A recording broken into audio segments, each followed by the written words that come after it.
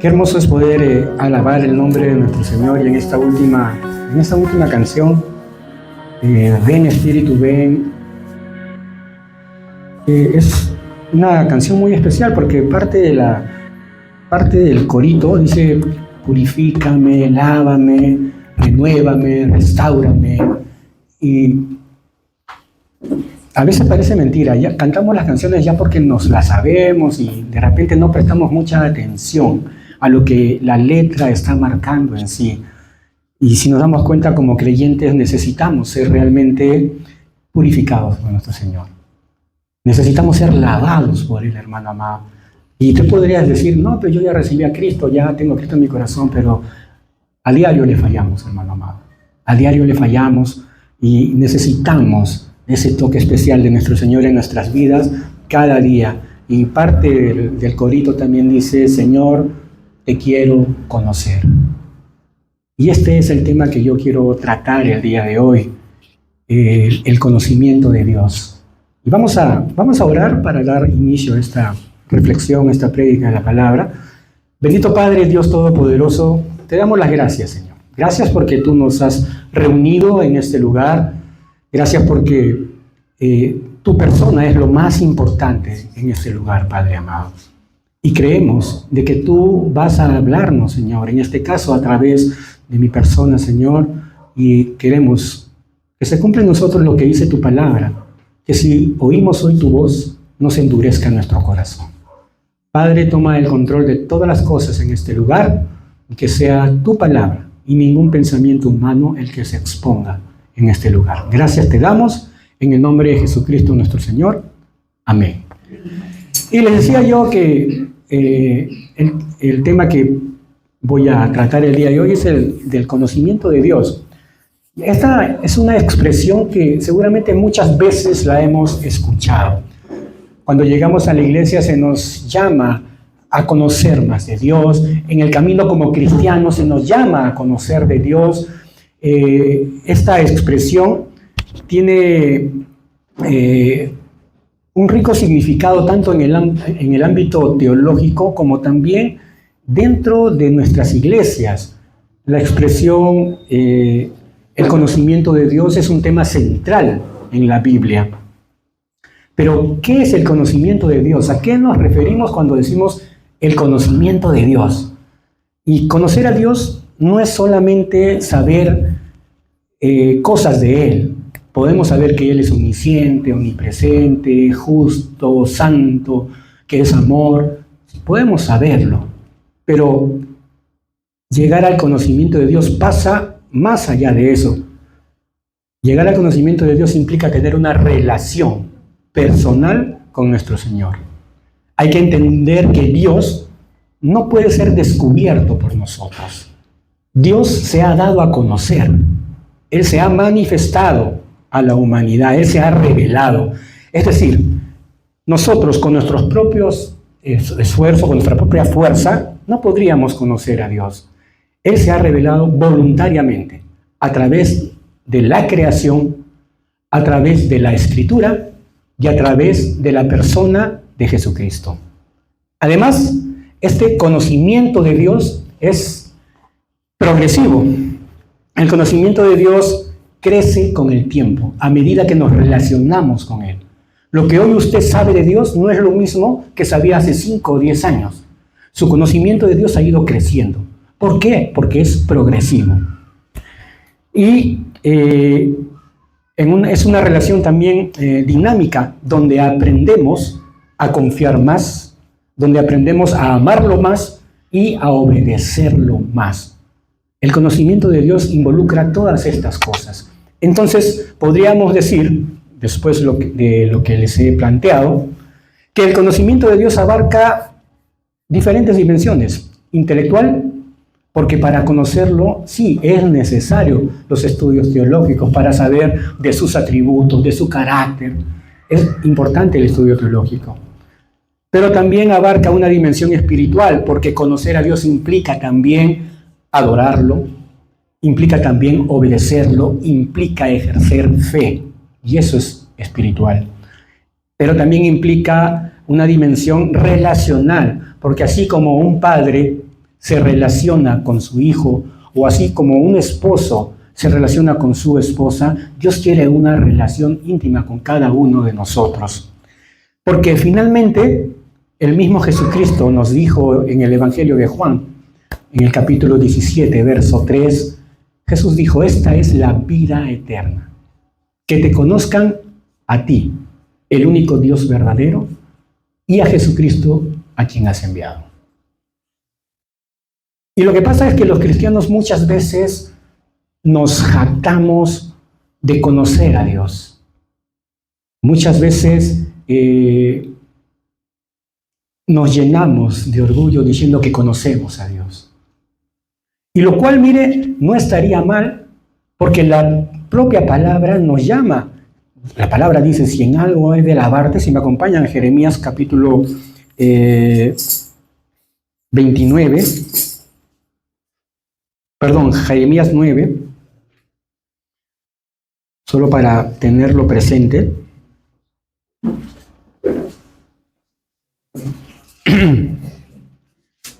Jeremías capítulo 9, vamos a buscarte Jeremías. Capítulo 9, verso 23 y 24. Dice la palabra: así dijo Jehová, no se alabe el sabio en su sabiduría, ni en su valentía se alabe el valiente, ni el rico se alabe en sus riquezas. Mas alábese en esto el que se hubiera de alabar, en entenderme y conocerme, que yo soy Jehová, que hago misericordia, juicio y justicia en la tierra, porque estas cosas quiero, dice Jehová. O sea, si en algo hay que alabarnos, si en algo te quieres alabar, dice, si es que eso deseas, ¿no? Alábate en entender y conocer a Dios. Eso nos señala la Escritura. Y como les digo, ¿cuántos de nosotros aquí podríamos aplicar este versículo a nuestra vida? ¿Cuántos realmente conocemos a Dios? A raíz de un estudio que estoy llevando del libro de Daniel, y a través de una lectura que también estoy llevando a la par, pude encontrar, por decirlo de alguna manera, 4 manifestaciones o 4 evidencias de que un creyente realmente conoce de Dios. Les vuelvo a repetir, esto no es algo que se me ocurrió, es a través de la lectura del libro de Daniel y a través de la lectura de otros autores de libros que rescato estos puntos y los cuales quiero compartir con ustedes en esta mañana. ¿Qué evidencia que somos realmente o que tenemos realmente el conocimiento de nuestro Señor? Siendo que, como lo he dicho al principio, el conocimiento de nuestro Señor es progresivo. No podemos conocer de Dios todo en un solo día. El conocimiento es progresivo. Y entonces les decía yo que a través de la lectura del libro de Daniel he podido rescatar algunas cosas. Y el profeta Daniel tenía, solo para ponernos en contexto, tenía 17 años aproximadamente cuando fue llevado cautivo a Babilonia. Ustedes saben que Israel, después de la muerte de Salomón, se dividió en 2 partes. A uno le llamaron el reino del norte y a otro le llamaron el reino del sur. El reino del sur, que constaba de la tribu, o se le llamaba el reino de Judá también, ese reino fue llevado cautivo a Babilonia en el año 600 antes de Cristo. Y dentro de esos cautivos estaba el profeta Daniel. Y ese profeta Daniel, un muchacho en aquel entonces, 17 años, era como Matías o como Moisés, un muchachito. Fue llevado cautivo a Babilonia, pero a lo largo de su vida y a lo largo de la lectura del libro de Daniel, usted va a poder darse cuenta de cómo este hombre, Daniel, como este muchacho, a través de las circunstancias que le tocó vivir, pudo demostrar que él realmente conocía de Dios.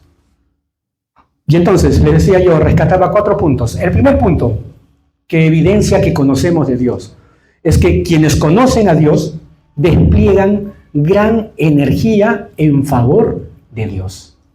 Lo vuelvo a repetir, quienes conocen de Dios despliegan gran energía en favor de Dios. En uno de los capítulos del libro profético de Daniel, si me acompañan, Daniel, en el capítulo 11 del libro de Daniel,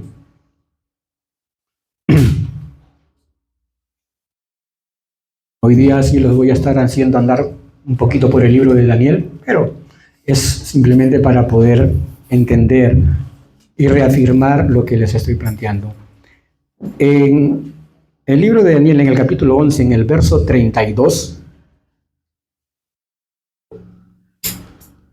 en la segunda parte del verso 32 dice: mas el pueblo que conoce a su Dios se esforzará y actuará. Mas el pueblo que conoce a su Dios se esforzará y actuará. En el contexto de este versículo, ¿qué es lo que estaba pasando? El profeta estaba hablando de en el capítulo 11 está hablando de una larga serie de conflictos que se estaban librando entre dos reinos, y que de esos conflictos, o dentro de esos conflictos, se iba a levantar el hombre despreciable, como lo llama la Escritura en el verso 21 de este mismo capítulo, y que él iba a poner la abominación desoladora, de la cual muchos teólogos afirman que se trataba de la profanación del templo que se dio años después a través de Antíoco Epífanes. El hecho es que ante esta muestra de maldad, ante la deshonra que se estaba manifestando hacia el nombre de Dios, los que conocen a Dios, y si usted lee el capítulo 11 completamente, se va a dar cuenta que los que conocen a Dios van a actuar, no se van a quedar de brazos cruzados, porque el pueblo que conoce a Dios se esforzará y actuará. Y esto es lo que vamos a ver a lo largo de los capítulos del libro de Daniel. A lo largo de la narrativa del libro de Daniel se habla de los prodigios de Daniel, de las cosas que tuvo que enfrentar él, otras veces sus amigos, pero en toda ocasión vamos a ver que este Daniel se va a esforzar y va a actuar. ¿Por qué? Porque Daniel y sus amigos, de los cuales narra este libro, eran personas que conocían a Dios y que actuaban en consecuencia, actuaban conforme a lo que creían y estaban firmes frente a lo que ellos consideraban idolatría, o lo que podríamos llamar hoy falsas religiones, que se querían imponer en aquel momento, en aquella época. Y entonces Daniel no dejaba pasar estas situaciones. Daniel no dejaba pasar situaciones de este tipo. Él se levantaba. Y ahora sí, miren, en el capítulo 1 de Daniel,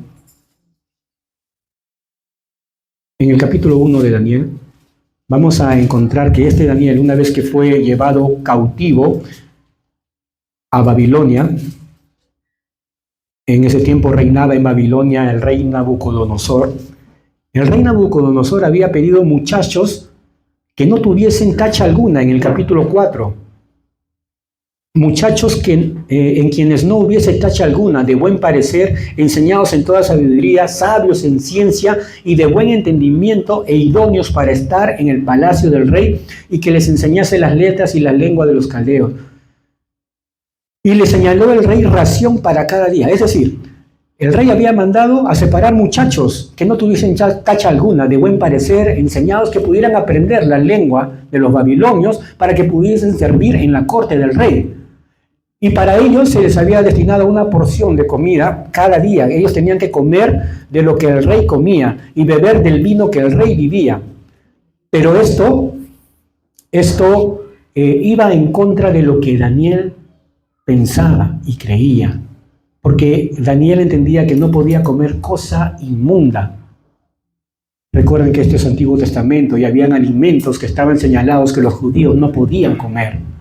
Entonces Daniel se rebeló ante esta situación y le pidió al encargado de seleccionar a los muchachos, a las personas, que no se le permitiese contaminarse y que él iba a comer solamente verduras para no contaminarse. No manifestó su incomodidad de mala manera, lo planteó ante la persona que tenía que dar cuentas. Le dijo, dame 10 días, y en el lapso de ese tiempo tú ves que he bajado de pesos, tú ves que estoy demacrado, bueno. Pero Daniel sabía que Dios iba a obrar en esa situación. Y fue así. Pasados los 10 días, Daniel y sus amigos estaban más vigorosos que el resto que estaba comiendo de la mesa del rey. Entonces, ante esas circunstancias que imponía el rey Nabucodonosor en medio de su idolatría, en medio de lo que él creía correcto, Daniel se paró, se planteó y no cayó ante lo que él consideraba una ofensa para su Dios. Luego, aún Daniel, este mismo Daniel, cuando más adelante el rey Nabucodonosor suspendió por un mes la práctica de la oración bajo pena de muerte, ¿qué creen que hizo Daniel? No solamente siguió orando, sino que ahora abría las ventanas de su casa para que vean que él estaba orando. Y esto no lo hacía con un ánimo de rebeldía, no lo hacía como buscando controversia, no lo hacía para que diga, mira, tú dices no, yo digo sí. No, él lo hacía porque entendía perfectamente de que Dios era primero en su vida. Y que ningún dictamen humano iba a ir en contra de lo que Dios consideraba correcto. Daniel, lejos de hacer caso a esta ordenanza que se había dado, se postró 3 veces al día, se postraba, abría las ventanas de su casa y oraba, y seguía orando, aunque esto le significase correr riesgo su propia vida. Daniel no dio marcha atrás. Y es que, les vuelvo a repetir, quien conoce a Dios despliega todas sus energías en favor de Dios, aunque esto le pueda significar el riesgo de su propia vida. Es decir, Daniel ponía por prioridad lo que Dios pensaba. Daniel ponía por prioridad a Dios. ¿Cuántos de nosotros hoy en día ponemos por prioridad a Dios antes que todas las cosas? ¿Cuántos de nosotros hoy, en medio de las medidas que da el gobierno en temas que muchas veces van en contra de los principios bíblicos, qué hacemos nosotros en medio de ello? ¿Lo aceptamos calladamente? ¿Nos rebelamos ante esas situaciones? ¿Qué hacemos? Cuando hoy en día se plantean cosas que van en contra de la palabra del Señor. ¿Mejor me callo para evitarme un problema? Mejor digo que soy cristiano, pero en la iglesia, ahí adentro, no pasa nada. ¿Qué hacemos nosotros en medio de esas situaciones? Miren lo que hacía Daniel. Era extranjero en Babilonia. Había sido llevado cautivo. Su vida estaba corriendo peligro, pero no le interesó. Él buscaba agradar a Dios. Pero esto, seamos honestos, creo yo, no nace de la noche a la mañana. Este despliegue de energía que muestra Daniel necesariamente tuvo o tenía que venir de lo que él practicaba constantemente. Daniel era un hombre de oración, un hombre que se fortalecía a través de la oración. En Daniel, en el capítulo 9, leemos que cuando el profeta supo, miren, capítulo 9, el libro de Daniel tiene muchas cosas interesantes, hermano amado. En Daniel, en el capítulo 9, en el verso 3, miren lo que pasa. Daniel se había enterado de que ya los días de la cautividad iban a terminar, porque el profeta Jeremías había determinado 70 años de cautividad para este pueblo, y ya el tiempo se estaba acercando, pero Daniel observaba que el pueblo seguía en pecado, que el pueblo seguía apartado de Dios. ¿Y qué hizo Daniel en medio de esa situación? Dice, y volví mi rostro, en el verso 3 del capítulo 9, y volví mi rostro a Dios, el Señor, buscándole en oración y ruego, en ayuno, silicio y ceniza. Y oré a Jehová, mi Dios, e hice confesión diciendo, ahora, Señor, Dios grande, digno de ser temido, que guardas el pacto y la misericordia con los que te aman y guardan tus mandamientos. Hemos pecado, hemos cometido iniquidad, hemos hecho impiamente y hemos sido rebeldes y nos hemos apartado de tus mandamientos y de tus ordenanzas. No hemos obedecido a tus siervos, los profetas, que en tu nombre hablaron a nuestros reyes, a nuestros príncipes, a nuestros padres y a todo el pueblo de la tierra. Daniel se fortalecía en oración. En oración iba a derramar su corazón delante del Señor en medio de la situación que estaba viviendo ese pueblo judío, que estaba experimentando la cautividad, que entendían o sabían que la cautividad había llegado porque vivieron haciendo lo malo delante del Señor. Y aún así, estando en cautividad, seguían haciendo lo malo delante del Señor. La reacción de Daniel ante esa circunstancia fue postrarse delante del Señor y pedir perdón por ese pueblo. Y entonces cuando vemos a Daniel obrar en las cosas que les he mencionado, que cuando tuvo que comer cosas que lo contaminaban, no lo hizo, que cuando tuvo que dejar de orar, no lo hizo, que cuando se enteró que su pueblo seguía apartado de Dios, ese hombre iba a los pies del Señor y oraba, y oraba, y oraba. Porque el que conoce a Dios despliega toda su energía, todas sus fuerzas en favor de Dios. Como segundo punto de este conocer de Dios, es que quienes conocen de Dios piensan grandes cosas de Dios. ¿Cuál es el pensamiento que tú tienes de Dios? ¿Qué es lo que tú piensas de Dios? En esta prédica me quedaría muy corto para poder describir o para poder expresar todo lo que Daniel piensa de Dios a lo largo de este libro.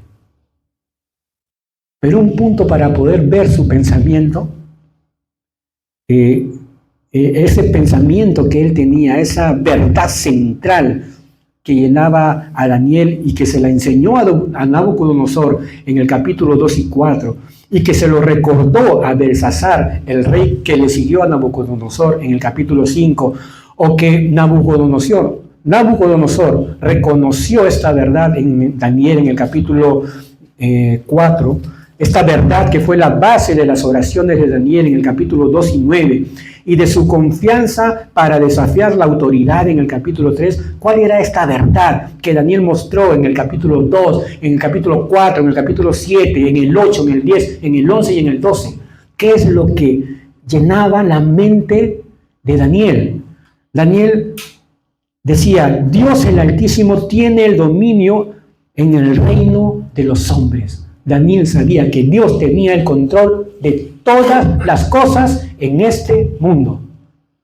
Daniel tenía claro que Dios era soberano y que la historia de este mundo y de cada hombre, el final solo lo conocía Dios. Y este era el pensamiento que llenaba a Daniel, la mente de Daniel, como lo testimonian sus oraciones. Si usted revisa las oraciones que Daniel hace en este libro, va a encontrar pensamientos como estos. Mire en el capítulo 2, verso 20. Mire el pensamiento de Daniel.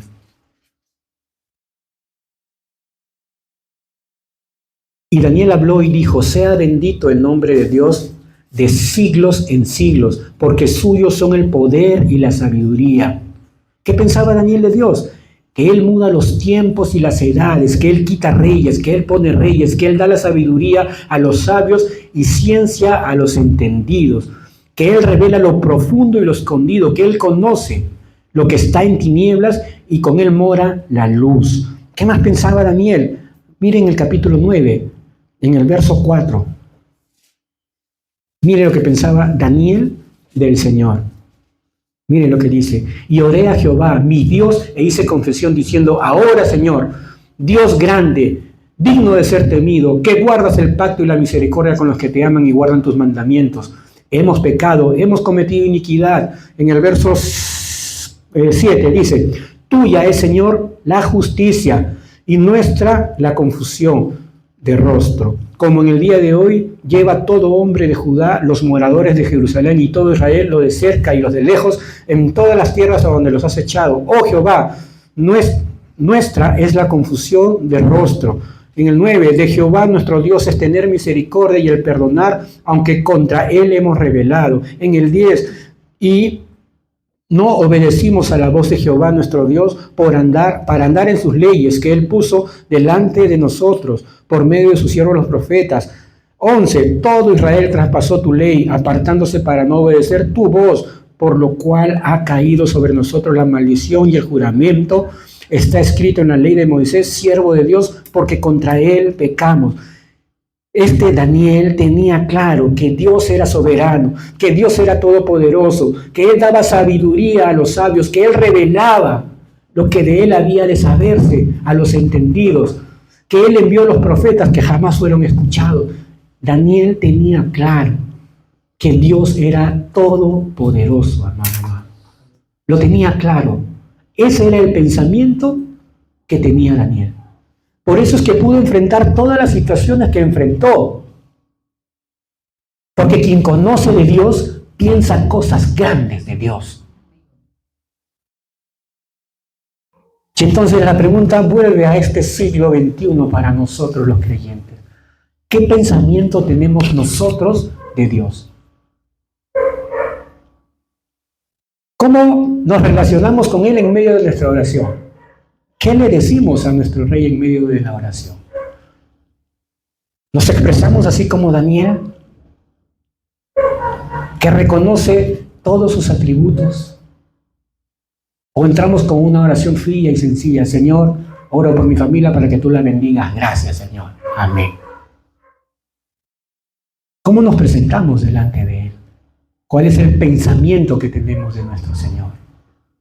Es importante poder confrontarnos, porque esto no lo vas a encontrar solamente en Daniel, hermano amado. Todos los grandes hombres de Dios, de los cuales la Biblia narra, cada vez que tuvieron que presentarse delante del Señor, lo hacían con total y absoluta reverencia, teniendo pensamientos claros de quién era el Señor y quién eran ellos. Que el Señor estaba sobre todo y que ellos solamente eran seres humanos. Que Él era el creador y ellos sus criaturas. Que Él decía y ellos obedecían. Pero hoy, ¿cómo nos presentamos delante del Señor? ¿Tenemos claro que Él es el Todopoderoso? ¿Tenemos claro que Él está sobre todo? ¿O nos queremos medir con Él? Hay que tenerlo muy claro, hermano amado, porque el conocimiento de Dios pasa por ello. No solamente desplegar toda nuestra energía en favor de Dios, sino que también tener un pensamiento elevado de Dios. Saber con quién estamos tratando. Hay mucha irreverencia de muchas personas cuando se trata de Dios. Le voy a pedir al barbón. Voy a hablar con el de arriba. No, ya Dios sabe, somos así. Hay mucha irreverencia cuando se trata de llegar a nuestro Señor. Y hay que tener mucho cuidado de eso, porque a veces no nos ubicamos. Y hay que entender que Él es el Creador y nosotros sus criaturas. Pero quien conoce a Dios también va a mostrar gran denuedo por Dios. Daniel y sus amigos eran hombres que no escondían la cabeza, no se agachaban. Y no se trataba de personas que querían vivir con temeridad, que les gustaba el peligro, o que iban buscando por ahí a ver, ¿ahora qué hacemos para que nuestra vida corra peligro? No, no se trataba de eso. Simplemente ellos sabían que lo que hacían, lo hacían calculando el costo que esto iba a implicar, sabían el riesgo. Entendían perfectamente lo que sus decisiones iban a acarrear. Entendían perfectamente que con su actitud iban a poner en riesgo su vida, pero también tenían claro de que Dios iba a intervenir en medio de las situaciones que a ellos les tocaba pasar. Y esto fue lo que ocurrió, pero dense cuenta que las consecuencias de las actitudes, las consecuencias de sus actitudes no lo detenían. Es decir, ellos sabían que si dejaban de orar, que si oraban, a pesar de que Nabucodonosor había dicho que no oren, sabían que si lo hacían su vida estaba en riesgo. Podían morir, porque se había dicho que iba a haber pena de muerte para quienes oraban en el lapso de 30 días.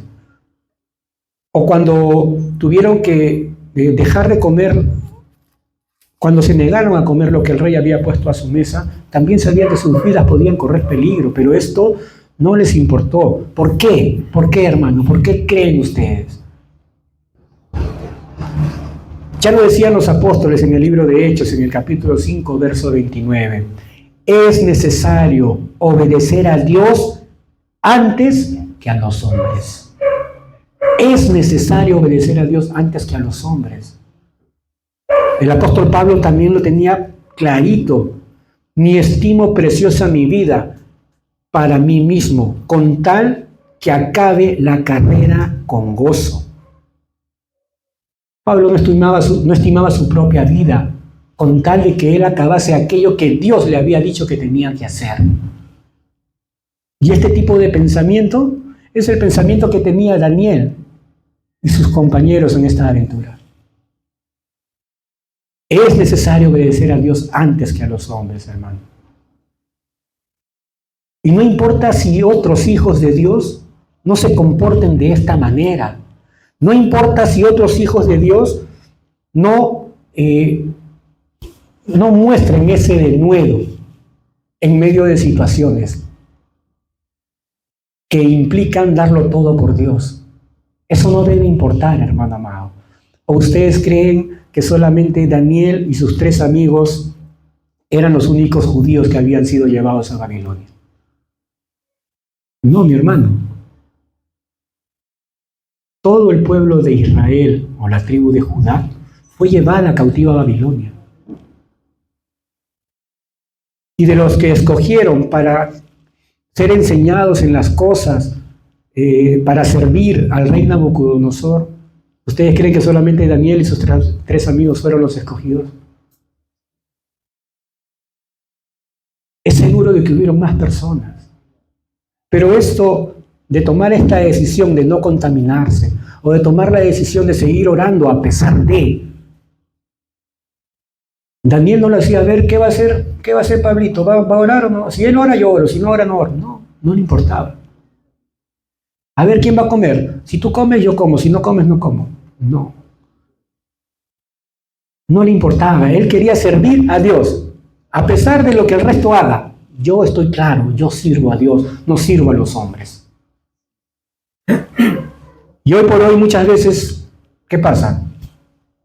En nuestro tiempo, donde el cristianismo, a veces yo digo, vivimos un cristianismo muy light. Cuando veo la escritura, cuando leo los acontecimientos que tuvieron que vivir estos hombres de fe. Me parece que llevamos un cristianismo muy light. Me acosté muy tarde el sábado, mejor ya, el otro domingo voy al culto. No es que se me hizo tarde y por eso estoy llegando tarde a mi reunión de la alabanza. No, es que estoy estudiando, pero ahora yo paro todo el día ocupado. Por eso ya no ensayo como antes. Mi hermano, si no entendemos de que Dios es primero en nuestra vida, estamos cerrando el camino. Estamos cerrando el camino. Porque el día tiene 24 horas, hermano amado. Y tenemos que aprender a ordenarnos y distribuir nuestro tiempo. Porque si Dios nos llamó para ser parte de su familia, no te llamó simplemente para venir, escuchar una prédica en domingo y listo. Te llamó para servirlo, hermano amado. Te llamó para que con ese talento que Él te ha puesto, con ese don que Él te ha regalado, Porque todo hijo de Dios tiene por lo menos un don, hermano amado. Y ese don tiene que ser puesto para el beneficio de la obra. Por eso es que le digo que quien conoce a Dios tiene que mostrar gran denuedo por Dios. ¿O crees que Dios te dio un talento para tenerlo escondido? ¿O crees que Dios te dio el discernimiento de espíritu para que tú vivas ahí sentadito en tu banca? No, mi hermano. ¿O crees que Dios te dio el don de servicio para no hacer nada? ¿O crees que Dios te dio el don de sanidad para que no ores por ningún enfermo? No, hermano. Dios nos ha dado dones para ponerlo a su servicio, al servicio de su obra, al servicio de su iglesia. Y entonces dice, yo conozco a Dios. ¿Lo conoces realmente? ¿Conoces de Dios realmente? Porque el que conoce de Dios va a mostrar gran denuedo en las cosas de Dios. El que conoce de Dios no va a estar quieto, hermano amado. El que conoce de Dios va a estar buscando servirlo. Y yo no te digo que te llenes de actividades, no estoy hablando de eso. No estoy hablando de eso, no te estoy diciendo que te comprometas en todos los ministerios y que estés de lunes a domingo, no te estoy hablando de eso. Yo te estoy hablando de que si tú entiendes que eres un hijo de Dios, de que si tú entiendes que estás en ese camino de conocer a Dios, pues Dios demanda cosas de sus hijos. Y que Él te va a dar el tiempo para hacerlo. No se trata de cargarte. Dios no quiere cargarte con cosas que no vas a poder hacer al 100%. Dios no va a llenar tu agenda para que hagas mal hechas las cosas. No, mi hermano. Es simplemente organizarse. Yo veía en este Daniel virtudes muy hermosas de él y sus amigos, Sadrach, Mesach y Abed-nego. El espíritu que los movía a hacer todas las cosas es el mismo espíritu que hoy vive en nosotros, hermano amado. Es el mismo espíritu. No es que ellos tenían más que alguno de nosotros. Simplemente tenían muy claro a quién estaban sirviendo. Lo tenían muy clarito. Y eso es quizás lo que hoy en día el pueblo de Dios no tiene muy claro.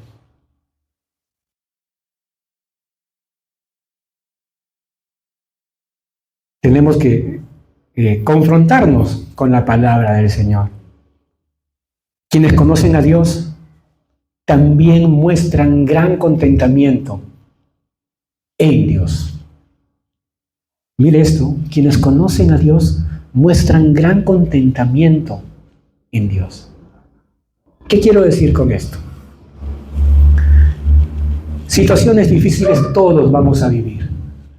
Situaciones adversas todos pasamos. Todos. No hay uno aquí que diga yo no. A mí la vida me trata, si supieras, todo me va bien. Todos de alguna manera u otra pasamos tiempos difíciles, hermano.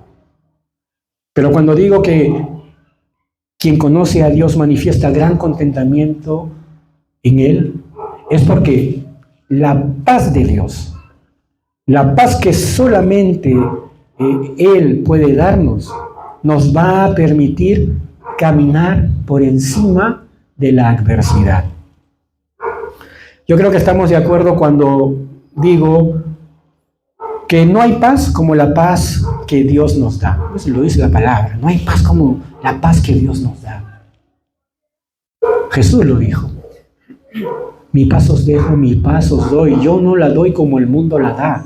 La paz que Él da es totalmente diferente a la paz que nosotros podríamos conocer. La paz de Dios va a permitir que en medio de la adversidad podamos caminar, porque esa paz garantiza el favor de Dios en toda nuestra vida. La paz de Dios es una forma de ver el favor de Dios en nuestra vida, hermano amado. Si usted puede vivir en paz en medio de las circunstancias, es una manifestación de que Dios está mostrando su favor para con usted a lo largo de su vida. Y aún cuando nos toque atravesar la muerte. Porque Jehová es mi Señor, nada me faltará. Aunque camino por valles de sombra y de muerte, no temeré mal alguno. Porque la paz de Dios aún, cuando me toque caminar por ese valle, la paz de Dios me va a acompañar. Y cuando llegue mi fin en esta vida, en la eternidad podré disfrutar de su paz. Y este tipo de pensamiento, bueno, solamente lo podríamos entender nosotros que somos creyentes, nosotros que conocemos de Dios.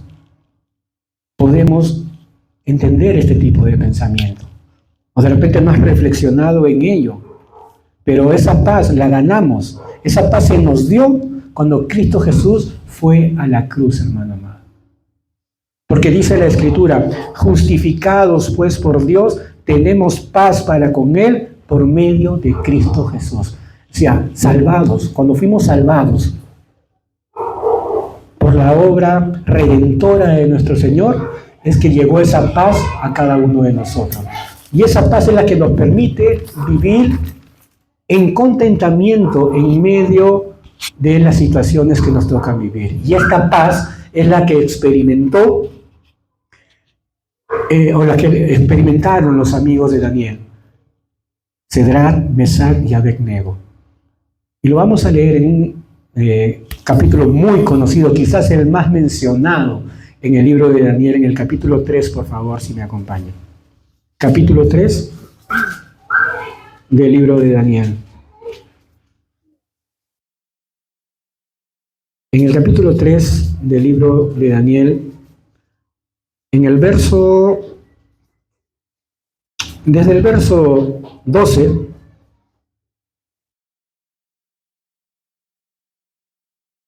cuando Nabucodonosor había levantado una estatua para que se le adorase, llegó a sus oídos un chisme, ¿no? En el capítulo 12 dice, hay unos varones judíos, los cuales tú, rey, ¿no? Nabucodonosor, pusiste sobre los negocios de la provincia de Babilonia, Sadrach, Mesach y Abed-nego. Estos varones, oh rey, no te han respetado, no adoran tus dioses ni adoran la estatua de oro que has levantado. Entonces Nabucodonosor dijo con ira y con enojo que trajesen a Sadrach, a Mesach y a Abed-nego, y al instante fueron traídos estos varones delante del rey.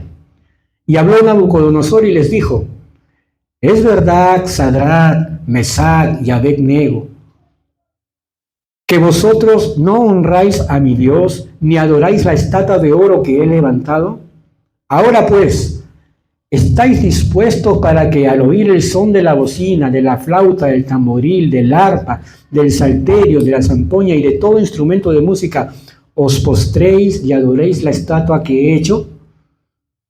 O sea, les estaba dando una oportunidad, ¿no? Porque él se había enterado de que no lo estaban haciendo. Se había enterado de que ellos no se estaban postrando a adorar a los dioses de Nabucodonosor y tampoco estaba adorando la estatua que él había levantado. Y los llamó a su presencia y como que, ya, te voy a dar una oportunidad. Cuando suene el tamboril, la zampoña, el arpa, ustedes se van a postrar a adorar. Porque si no lo adoraréis, en la misma hora seréis echado en medio de un horno de fuego ardiendo. Y miren la pregunta, ¿y qué Dios será aquel que os libre de mis manos? El desafío, ¿no? En Nabucodonosor. ¿Quién es ese Dios que los va a librar de mi mano? La respuesta es sumamente conocida. La posición de estos tres hombres, Sadrach, Mesach y Abed-nego, es sumamente conocida para nosotros los creyentes. Pero es bueno reforzarnos y es bueno fortalecernos en fe cuando leemos la Escritura. Y dice, Sadrach, Mesach y Abed-nego respondieron al rey Nabucodonosor diciendo, no es necesario que te respondamos sobre este asunto. Vean la firmeza de estos muchachos. He aquí, nuestro Dios a quien servimos, puede librarnos del horno de fuego ardiendo. Y de tu mano, oh Rey, nos librará. Dense cuenta, nada de pánico en estas personas. Iban a ser echados a un horno de fuego ardiendo, pero nada de pánico en ellos. Porque quien conoce de Dios puede vivir en contentamiento en medio de cualquier circunstancia. Y estaban allí ellos frente al rey. No fueron maleducados, con cortesía hicieron saber su posición. He aquí nuestro Dios, a quien servimos. En el verso 17, he aquí nuestro Dios, a quien servimos, puede librarnos del horno de fuego ardiendo, y de tu mano, oh Rey, nos librará. Ellos sabían que Dios podía obrar de manera milagrosa, porque tenían pensamientos muy elevados de Dios. Ellos sabían que Dios podía obrar, porque entendían que Dios era soberano. Y mírenlos, con todas sus energías haciendo frente a Nabucodonosor. Porque el Hijo de Dios, aquel que conoce a Dios, despliega toda su energía en favor de Dios. Y dice, y si no nos llegara a salvar, si Dios no interviniese en esta situación, oh Rey, sepas, oh Rey, que no serviremos a tus dioses, ni tampoco adoraremos la estatua que has levantado. Sea que Dios actúe en favor de nosotros o no, tú tienes que tener algo claro, Nabucodonosor. Nosotros no nos vamos a postrar ante esa estatua. Así de simple, hermano amado. Así de simple. Porque tenían claro quién eran. Tenían claro. Ellos eran hijos de Dios, lo tenían claro, hermano amado. Y en todo tiempo, en toda circunstancia, aun cuando su vida corría peligro, no se echaron para atrás. No renegaron de Dios. No le dieron la espalda a Dios. Por el contrario, pusieron el pecho y se enfrentaron a quien tenían que enfrentarse. ¿Cómo estamos nosotros ahí? ¿Vivimos con contentamiento en medio de toda situación? ¿Cómo vamos nosotros? He mencionado 4 puntos y podríamos rescatar muchos más, que evidencia que un creyente conoce de Dios. Podríamos rescatar muchos más. Pero el hecho, hermano amado, es que nosotros, que hoy pertenecemos a la familia de Dios, tenemos que tener claro quién es Dios, con quién estamos tratando. Tenemos que tener claro de que nosotros no le estamos haciendo un favor a Dios por venir a congregarnos, por cantarle, por servir en un ministerio. No le estamos haciendo un favor, hermano amado. Todo lo que nosotros hacemos para agradar a Dios es beneficioso para nosotros. Para nosotros, hermano amado. Porque reuniones como estas fortalecen nuestra fe. Porque cuando alabamos y exaltamos el nombre del Señor, le estamos diciendo gracias por todo lo que recibo de tu mano. Porque cuando servimos en un ministerio, estamos de alguna forma haciéndole ver a otras personas que hay un Dios interesado en su problemática, que hay un Dios que está interesado en que Él salga de esa situación. Cuando servimos a Dios en las diferentes áreas en las que Él nos quiera poner, estamos mostrando que conocemos de Dios, hermano amado. ¿Sabe? Hay cosas muy importantes. El creyente tiene que tener claro para qué hemos sido creados, para qué hemos sido hechos, hermano amado. Hemos sido hechos para conocer a Dios, hermano. ¿Cuál es la meta más elevada que debemos fijarnos en esta vida? Conocer a Dios, hermano. Conocer a Dios. Es la meta más elevada que debemos fijarnos. porque eso es lo mejor que existe en la vida, porque solamente Dios te ofrece gozo, contentamiento, delicia. Solamente Él te puede dar lo que nadie más te va a dar, hermano amado. Entonces,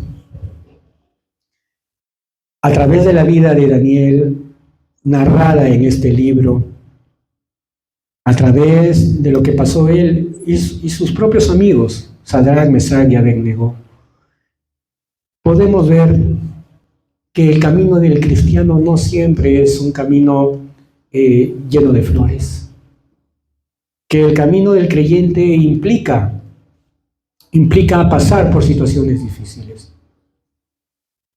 Pero el camino del creyente se va a ver fortalecido en la medida que conocemos a ese Dios al cual servimos.